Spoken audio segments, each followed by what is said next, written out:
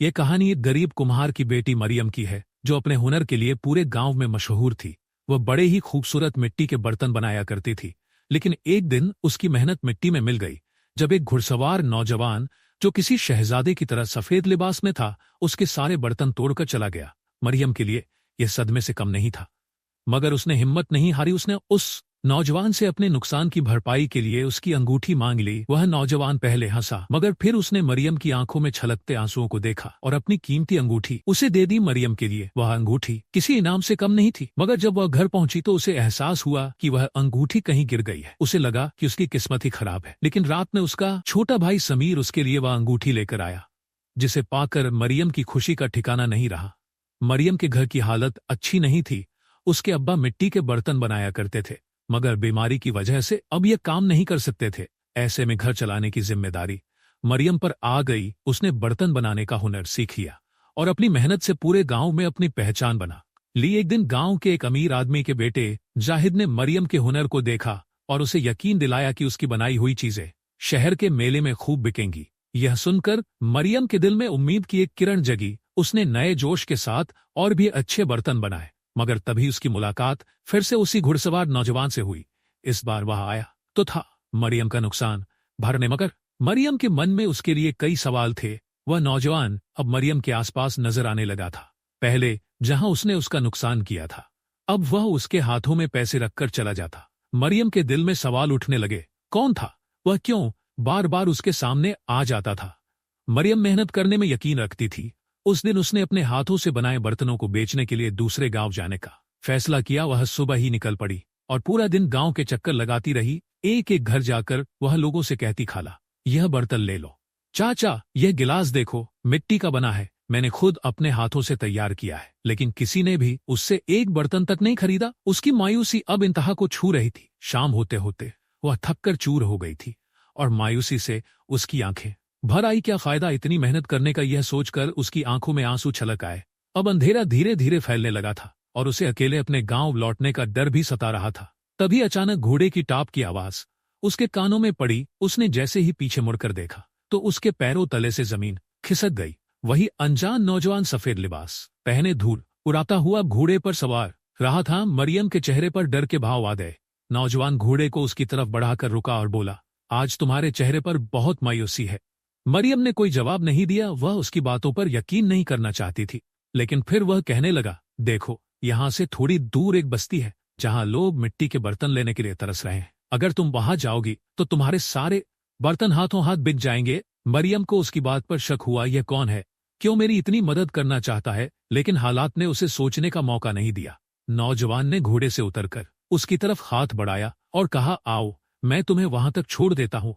मरियम के दिल में डर था, लेकिन वह यह भी जानती थी कि उसके पास और कोई चारा नहीं था। वह नौजवान के साथ पैदल ही चल पड़ी। रास्ते में हर कदम पर उसे डर लग रहा था, लेकिन उसके पास भरोसा करने के अलावा और कोई विकल्प नहीं था। कुछ देर बाद वे दोनों उस बस्ती में पहुंचे। वहां का नजारा देखकर मरियम हैरान रह गई। चारों तरफ सफेद लिबास पहने मर्द और काले कपड़ों में औरतें थीं। वे सब बहुत अजीब नजरों से उसे देख रहे थे। तभी वह नौजवान उन लोगों के पास गया, इशारे में कुछ कहा। फिर एक पल में सब औरतें मरियम के पास आ गईं और उसके बर्तन खरीदने लगी। लेकिन इस बार उन्होंने ना सिर्फ बर्तन खरीदे, बल्कि उसकी मेहनत की कीमत भी अच्छी दी। मरियम की खुशी का ठिकाना नहीं रहा। कुछ ही मिनटों में उसके सारे बर्तन बिक चुके थे। वह मुस्कुराते हुए उस नौजवान की तरफ देखने लगी, जो अब भी उसी की तरफ देख रहा था। उसकी नजरों में कुछ था जिसे देखकर मरियम का दिल तेजी से धड़कने लगा। अब रात के 9-10 बज चुके थे। मरियम को घर पहुंचने की चिंता होने लगी। उसने नौजवान से कहा, अब मुझे मेरे गांव छोड़ दो, बहुत रात हो गई है, मैं अकेले नहीं जा सकती। वह नौजवान हल्की मुस्कान के साथ बोला, चिंता मत करो, मैं तुम्हें तुम्हारे घर तक छोड़ने आया हूं। मरियम के लिए यह सब किसी सपने जैसा था। उसे पहली बार वह नौजवान अच्छा लगने लगा था। जब वह घर पहुंची तो अम्मा और अब्बा उसकी राह देख रहे थे। अम्मा ने गुस्से से कहा, आइंदा तुझे अकेले नहीं जाने दूंगी। तुझे पता है समीर और तू ही हमारी जिंदगी का सहारा हो। मरियम ने हंसकर अम्मा की तरफ देखा, फिर उसने जेब से पैसे निकाले और अम्मा के हाथ में रख दिए। इतने सारे पैसे देखकर अम्मा और अब्बा दोनों हैरान रह गए। अब्बा ने हंसते हुए कहा, अरे मेरी मरियम तो माहिर हो गई है, बर्तन बनाने में लोग इसके बनाए बर्तन पसंद करने लगे हैं। मरियम सिर्फ मुस्कुरा दी। उसने किसी को नहीं बताया कि इस बार बर्तन बिकने की असली वजह। वह अनजान नौजवान था।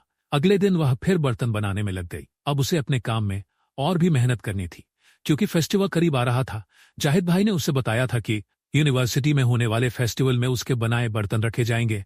अब मरियम की मेहनत दोगुनी हो चुकी थी। वह पूरे जोश से बर्तन बना रही थी। कुछ समय बाद मरियम गांव के फेस्टिवल की तैयारी में जुट गई। उसे अपने बनाए बर्तनों को मेले में बेचने का मौका मिला था। लेकिन इसी दौरान वही नौजवान एक दिन अचानक उसके सामने आ खड़ा हुआ, लेकिन इस बार उसके चेहरे पर गुस्सा था। उसने मरियम से पूछा, तुम उस आदमी से क्यों बात कर रही थी? मरियम को पहले तो समझ नहीं आया कि वह किसकी बात कर रहा है। फिर उसे याद आया कि शायद वह जाहिद भाई की बात कर रहा है। मरियम ने हैरत से जवाब दिया कि जाहिद भाई को उससे कुछ काम था, लेकिन उस नौजवान की जलन साफ झलक रही थी। एक दिन वह फिर आया और बोला, तुम्हारे बनाए हुए बर्तन मुझे चाहिए। मरियम ने बताया कि वह बर्तन फेस्टिवल के लिए हैं, लेकिन जब उसने अच्छे पैसे देने की बात की तो मरियम मान गई। उसने अपने हाथों से बनाए सारे बर्तन उस नौजवान को दे दिए। अगले दिन जब जाहिद भाई ने बर्तन दिखाने को कहा तो मरियम घबरा गई। जाहिद भाई, लेकिन मरियम ने उससे वादा किया कि वह 3 दिन के भीतर सारे बर्तन फिर से बना लेगी। मरियम अपनी पूरी ताकत झोंककर बर्तन बनाने में जुट गई, लेकिन किस्मत को कुछ और ही मंजूर था। अचानक मौसम बिगड़ गया। तेज बारिश ने मरियम के सारे बर्तन बहा दिए। वह पूरी रात रोती रही, लेकिन कुछ कर नहीं सकती थी। अब तो फेस्टिवल सिर्फ 3 दिन दूर था और बारिश थमने का कोई इम्कान नहीं था। आखिरी रात मरियम मायूसी में एक दरख्त के नीचे बैठी थी। तभी अचानक वह नौजवान फिर से प्रकट हुआ जिसने पहले भी उसकी मदद की थी। उसने बड़े इत्मीनान से मिट्टी उठाई और देखते ही देखते बर्तन बनाने शुरू कर दिए। मरियम की आंखें हैरत से फटी रह गई। वह उससे भी ज्यादा खूबसूरत बर्तन बना रहा था। बर्तन इतने दिलकश और बारीक डिजाइन वाले थे कि मरियम उन्हें बस देखती रह गई। जब उसने बर्तनों पर रंग करना शुरू किया तो मरियम को ऐसा लगा जैसे उसके हाथों में कोई जादू हो। चंद ही लम्हों में उसने सारे बर्तन तैयार कर दिए और मुस्कुराकर बोला, सुबह तक ये सूख जाएंगे, अब खुश हो जाओ और अपने चेहरे पर मुस्कुराहट बिखेर दो। इतना कहकर वह अंधेरे में गुम हो गया। मरियम पूरी रात बेचैनी से करवटें बदलती रही। डर था कि कहीं बर्तन फिर से खराब ना हो जाए।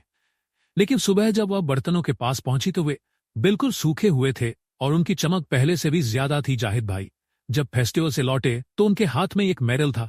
उन्होंने खुशी खुशी बताया, तुम्हारे बर्तन बहुत पसंद किए गए।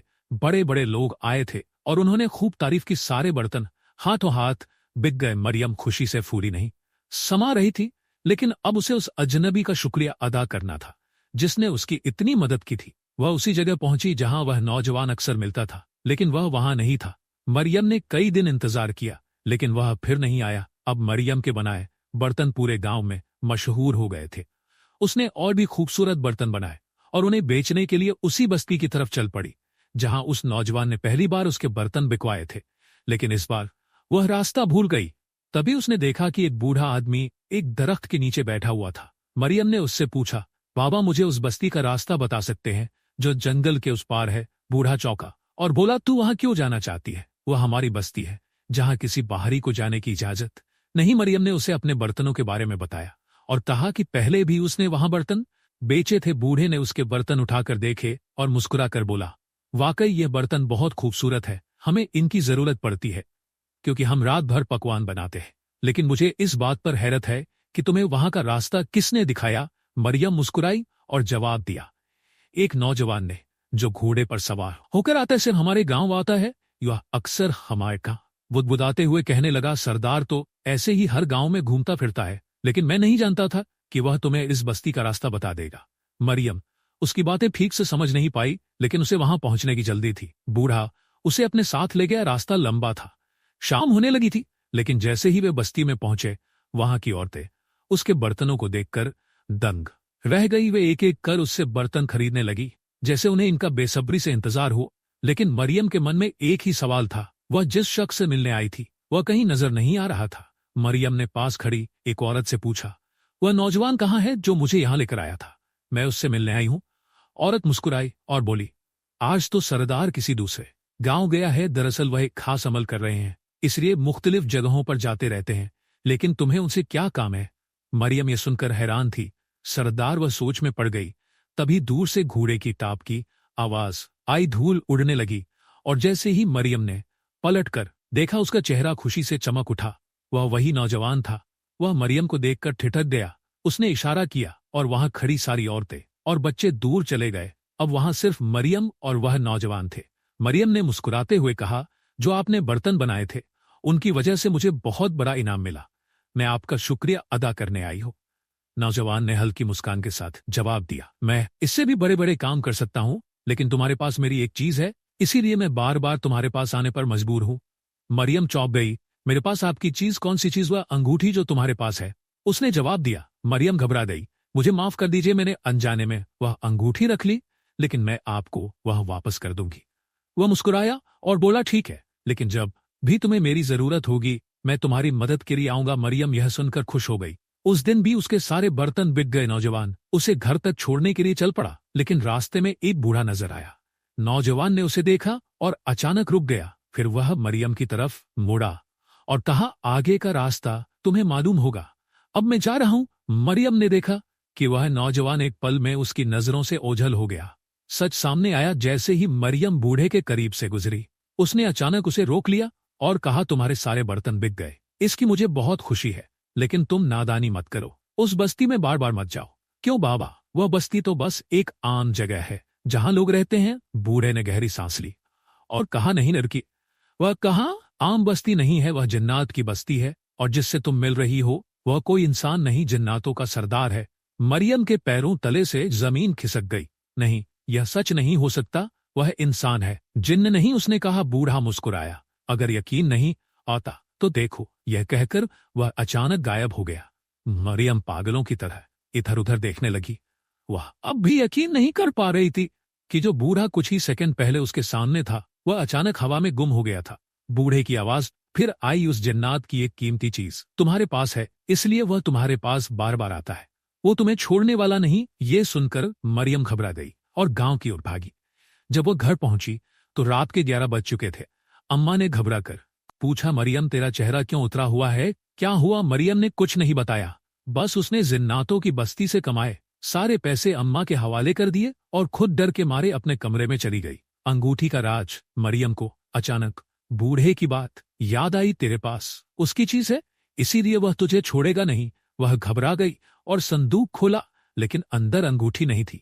वह रोने लगी। अम्मा मेरी अंगूठी कहाँ गई? उसने घबराकर पूछा। अम्मा ने जवाब दिया, अरे वह अंगूठी तो मैंने देखी थी, बड़ी कीमती लग रही थी, सो मैंने उसे सुनार को दिखाया। वह कहने लगा कि यह खालिस सोने की है, फिर मैंने उसे बेच दिया ताकि बशीर चाचा का कर्जा चुका सकूं। मरियम के हाथ पैर कांपने लगे। अम्मा तुमने बहुत बड़ी गलती कर दी। अब वह समझ चुकी थी, अगर वह अंगूठी किसी और के हाथ में चली गई तो वह जिन्न बार बार उसके सामने आता रहेगा। वह अब भी उसकी नजरों में था, उसकी दुनिया से बाहर जाने वाला नहीं था। नई राह। अगले दिन जाहिद भाई आए और बोले, मरियम तुम्हारे अंदर एक सच्ची आर्टिस्ट छुपी है। जिस तरह तुम बर्तनों पर रंग भरती हो उसी तरह तुम बड़ी मुसव्विर चित्रकार भी बन सकती हो। सोच में पड़ गई। मैं तुम्हें ब्रश और रंग ला कर दूंगा, फिर देखना कि तुम क्या कर सकती हो। मरियम ने सर हिला दिया, लेकिन उसके दिल में अजीब सा डर बैठा था। वह जानती थी कि उसके साथ कुछ अनजानी चीजें हो रही हैं। एक शाम जब वह दरख्त के नीचे बैठी बर्तन बना रही थी, उसे घोड़े की टाप की आवाज सुनाई दी।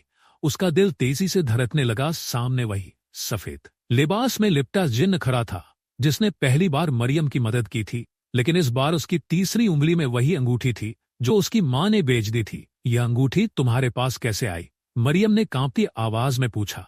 वह जिन्न हंस पड़ा और बोला, मैं अपनी कोई चीज किसी और के पास नहीं रहने देता। तुम्हारी मां ने ऐसे सुनार को बेचा था, लेकिन मैंने अपनी ताकत से इसे वापस ले लिया। यह मेरी जादुई अंगूठी है।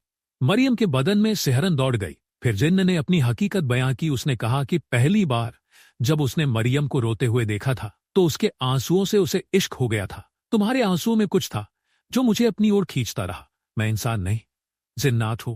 जिन्न ने अचानक उसकी अधूरी बनाई हुई बर्तनों की मिट्टी को उठाया और एक ही झटके में खूबसूरत बर्तन बना दिए। यह पहली बार नहीं था जब उसने ऐसा किया था। मरियम को याद आया कि पहले भी तूफानी रात में किसी ने उसकी मदद की थी और उसे बर्तनों के लिए इनाम भी मिला था, लेकिन वह इससे घबरा गई थी। मुझे पैसे नहीं चाहिए, बस तुम मेरे सामने मत आया करो, उसने मन ही मन सोचा, लेकिन जुबान से कुछ ना कह सकी। जिन्न मायूस होकर घोड़े पर सवार हुआ और दूर चला गया। मरियम बस उड़ती हुई धूल देखती रही। फिर एक दिन जाहिद भाई ने उसे रंग और कागज लाकर दिया। अब जो तुम्हारे जहन में हो उसे कागज पर उतारो, उन्होंने कहा। मरियम ने अपनी आंखें बंद की, लेकिन उसके जहन में कोई और तस्वीर नहीं बल्कि उसी जिन्न की शख्सियत उभर रही थी। उसने पेंसिल उठाई और उसके चेहरे का खाका बनाने लगी। जब तस्वीर मुकम्मल हुई, जाहिद भाई हैरान रह गए। वहां पहली ही पेंटिंग इतनी खूबसूरत, अगर तुम मेहनत करो तो बहुत नाम कमा सकती हो। लेकिन मरियम ने हिचकिचाते हुए कहा, लेकिन यह काम मेरा घर नहीं चला सकता हूं, मुझे समीर के इलाज के लिए पैसे चाहिए। जाहिद भाई ने उसे समझाया कि अगर वह पेंटिंग में महारत हासिल कर ले तो उसकी बनाई तस्वीरें बहुत कीमती बिकेंगी। मरियम ने उनकी बात मान ली और तस्वीरें बनाने लगी। लेकिन एक अजीब बात थी, हर रात जब वह तस्वीर बनाने बैठती तो उसे कुछ समझ नहीं आता और वह सो जाती, मगर सुबह जब आंख खुलती तो कागज पर एक बेहतरीन पेंटिंग बनी होती। धीरे धीरे उसकी पेंटिंग्स मशहूर होने लगी और घर के हालात सुधरने लगे, पैसे आने लगे। समीर का इलाज हुआ और मरियम ने अपने घर की मरम्मत भी शुरू करवा दी। लेकिन अब उसे महसूस हुआ कि यह सब वह खुद नहीं कर रही थी, कोई और उसकी मदद कर रहा था। फिर एक रात जब वह रो रही थी, उसने अपने दिल से उस जिन्न को पुकारा, उसकी तस्वीर ली और उस दरख्त के नीचे पहुंची जहां हर बार वह जिन्न प्रकट होता था। अचानक घोड़े की टाप की आवाज आई। जिन्न उसके सामने खड़ा था। हर रात मेरी पेंटिंग कौन बनाता है? मरियम ने झुकी हुई नजरों से पूछा। मैं अपनी ताकत से कुछ भी कर सकता हूं। जिन्न मुस्कुराया, अब तुम्हारे पास एक पहचान है, तुम्हारा एक मुकाम है, मैं हमेशा तुम्हारी मदद करता रहूंगा। मरियम की आंखें छलक पड़ी। तुमने मेरी जिंदगी बदल दी, मैं तुम्हारी बहुत शुक्रगुजार हूं, उसने कहा। फिर मरियम ने कांपते हाथों से उसे एक तोहफा दिया, उसकी बनाई हुई तस्वीर। जिन्न उसे देखकर बहुत खुश हुआ। यह तस्वीर एक इंसानी लड़की ने बनाई है, यह कहकर वह मुस्कुराया।